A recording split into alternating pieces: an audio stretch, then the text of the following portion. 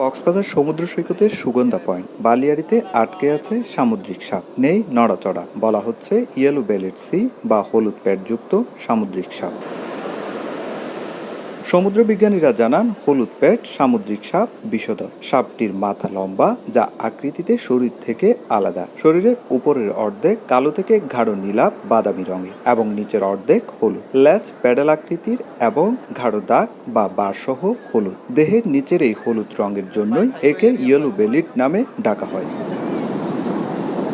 সাপটি দেখার পর পর্যটকরা ছুটে আসেন। বিরল প্রজাতির সাপটি নিয়ে কৌতূহলের শেষ নেই তাদের। হুট করে আমরা এখানে আনন্দ করতে এসে দেখলাম একটা সাপ জাতীয় দেখতে, মানে একটু অন্যরকম, মানে যেটা আমাদের জীবনেও দেখি নাই, কল্পনাও ছিল না। এই সাপটার বিষাক্ত কিনা বিষ মুক্ত ছাড়া আমরা জানি না। এইবার আমি দেখলাম যে বিষাক্ত একটা সাপ দেখা গেছে। আসলে এটা সচরাচর দেখা যায় কিনা আমি জানি না।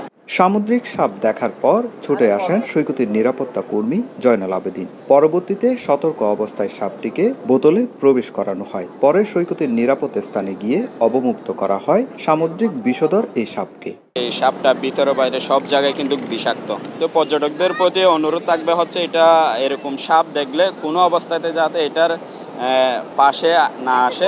সৈকতে সামুদ্রিক সাপ দেখলে সবাইকে সতর্ক হওয়ার পরামর্শ প্রশাসনের। সচেতনমূলক কার্যক্রম পরিচালনা করি এবং জায়গায় জায়গায় আমাদের বড় স্ক্রিন আছে, এলইডি স্ক্রিন আছে, সেখানে আমাদের কি ডোজ অ্যান্ড ডনস আমরা সেগুলো প্রচার করে থাকি। উপকূল থেকে দূরে বসবাস করে বিদায় শুধুমাত্র অসুস্থ বা আহত হয়ে উপকূলে ভেসে এলেই কেবল হলুদ প্যাডযুক্ত সামুদ্রিক সাপে মুখোমুখি হওয়ার সম্ভাবনা থাকে বলে জানান সমুদ্র বিজ্ঞানীরা।